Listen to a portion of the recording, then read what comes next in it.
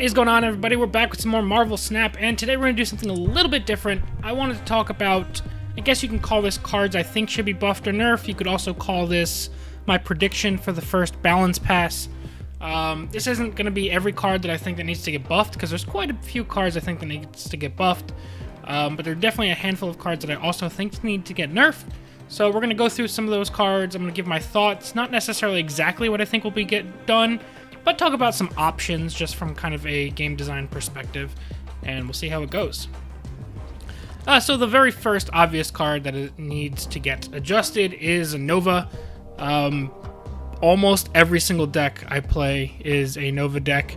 If you're not familiar, you play Nova, a whole bunch of cheap cards, and then either or both, usually both, Carnage or Deathlock to self-destroy Nova. Where's Deathlock? Here's Deathlock. You play those, you destroy Nova, possibly even multiple Novas if you get a Moon Girl off. And Nova gives your entire board +2 power. So that's pretty crazy, obviously.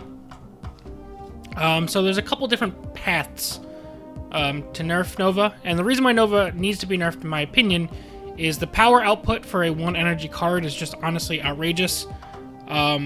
Just one Nova has, you know, potentially double, triple the total power of a Blue Marvel, and Blue Marvel is a 6-cost card, which on average should be exponentially stronger than a 1-drop, because you can play 1-drops with other cards, whereas the 6-drop takes your entire turn. So there's a couple different paths for Nova. I'm not saying which one I like best. One path is, and I honestly, there's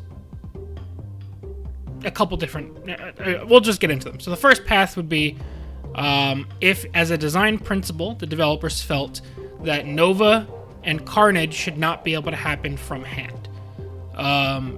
So that would involve a couple things. That would involve Nova needing to get kind of readjusted stat-wise to be like a 4 energy card. You could even make them like a 4 energy, 3 power, or something like that. And then you'd have to bump Carnage up to 3 energy. I don't love that, because I don't think Carnage deserves to get nerfed because of Nova, if that makes sense. I think Carnage otherwise is pretty interesting. It's really just Nova at the moment that's making Carnage borderline a problem. But in general, I do agree with the thought process of not being able to Nova plus whatever from hand if Nova was going to stay at +2 power. So if they want to keep Nova at +2 power, I think you need to make Nova a 4-cost card and make Carnage at least a 3-cost card, so that you can't play the two of them from hand together, and it would require a turn of setup. What I think would be the better option would be, and I honestly think that these two need to happen together, would be make Nova 2 energy and drop him to +1 power. Even at 2 energy and +2 power, it would mean that he still scales better than basically every single 2-drop in the game. So he would still be quite playable, it just would not be an entire deck in itself. And at that point, you can leave Carnage and Deathlock alone.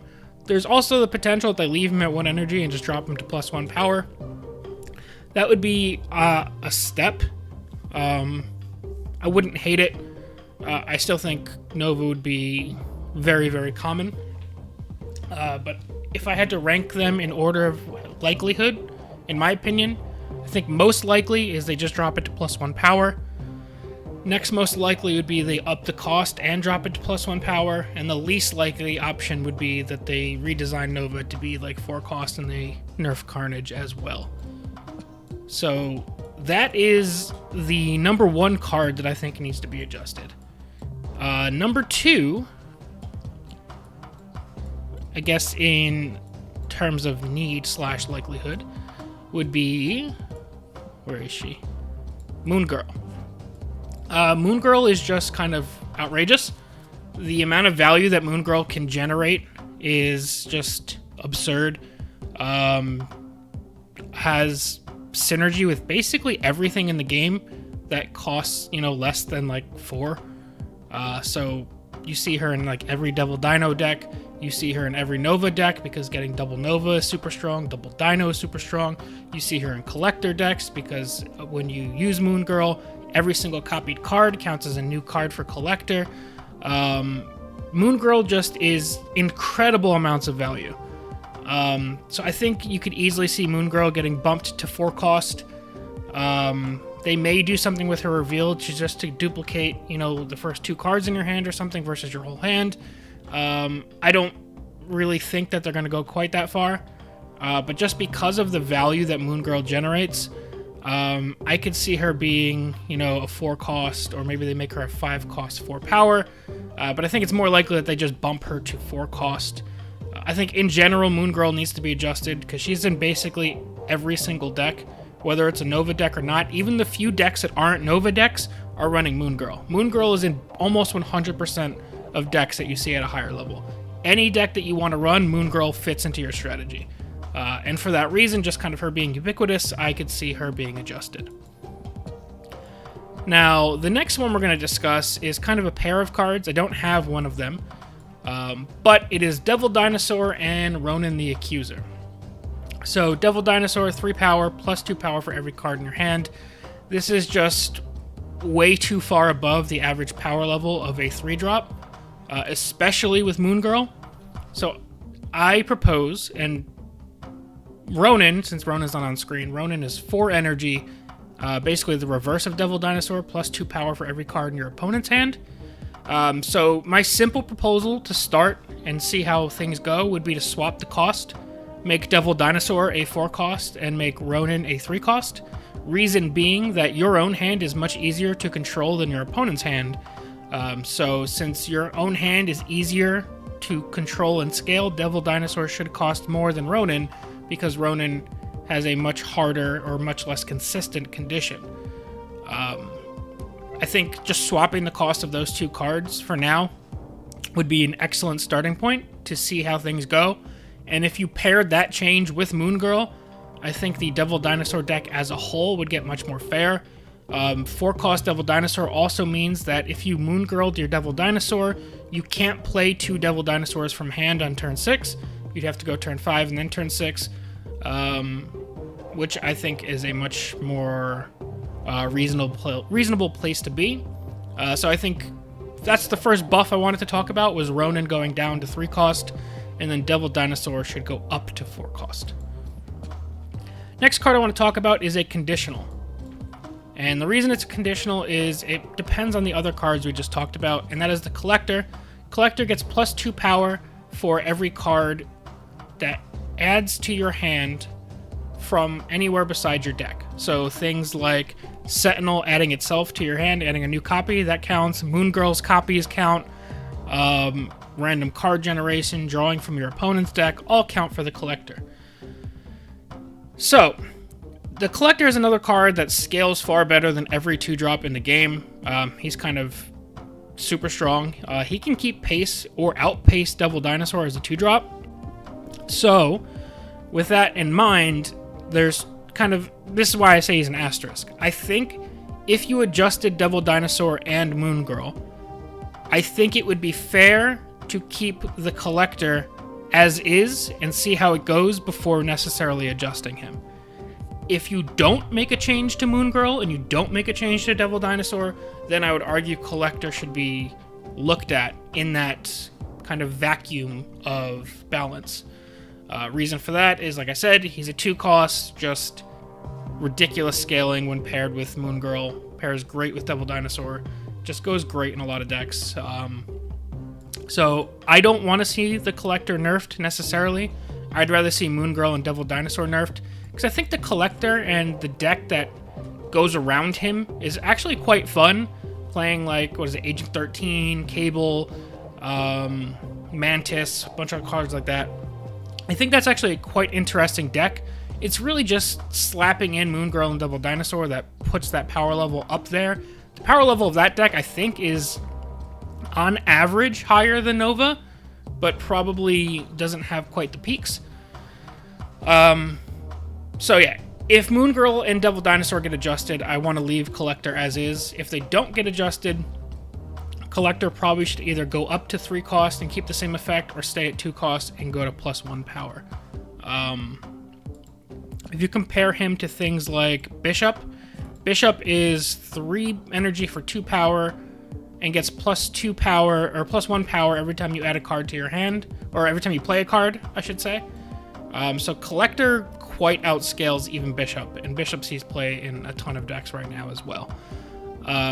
So yeah, Collector, we're going to put a conditional on him. Next card that I think needs to get buffed is Kraven. Kraven is just awful.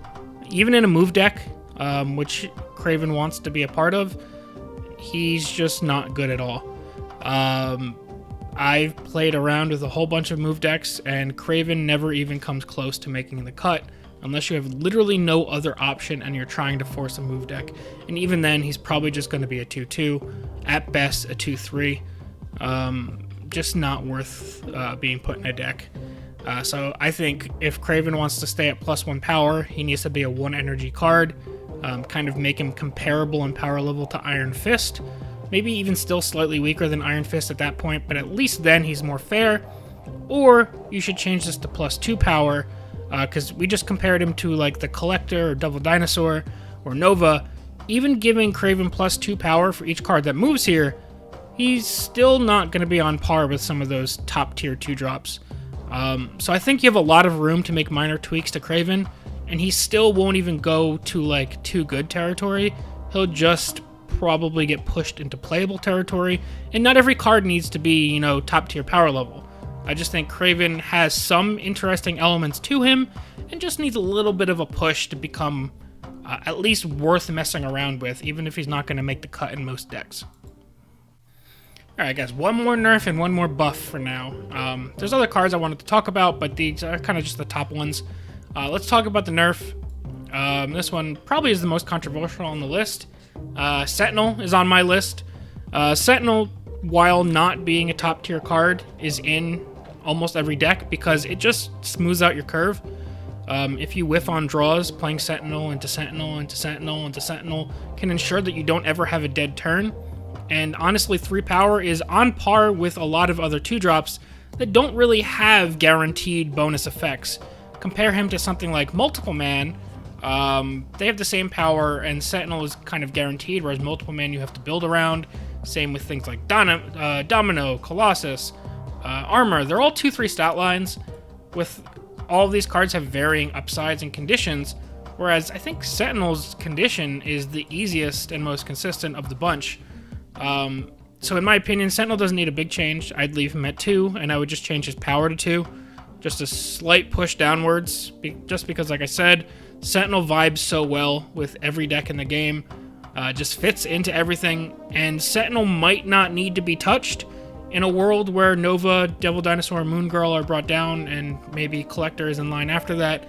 But just again, Sentinel's in almost every single deck, and I get that it's a collection issue for a lot of people in a way, but honestly, I feel like once people move up the collection levels, I don't think they're going to stop playing Sentinel. It's good enough power and guaranteed endless value if you need it, and again, it vibes with all of the strongest cards in the game, and even if you're not playing one of those decks, Sentinel is still good to include in your deck.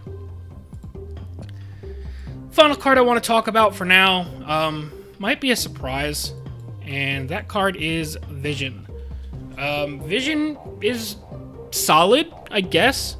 The thing I have beef with Vision is his effect might as well be the same effect as Nightcrawler. And the reason why I say that is you can't really consistently get this guy out any earlier than turn 4 at best with like a Jubilee or like a Wave on turn 3. Which means, best case scenario, you play this guy on 4, and then you can move him on turns 5 and turn 6, which is okay. And that requires you spending a power play of Jubilee or spending a power play of Wave to set up moving Vision potentially up to twice. Otherwise, you play him on turn 5, and you can move him on turn 6 unless you get the location that adds turn 7 to your game, which you can't really count on.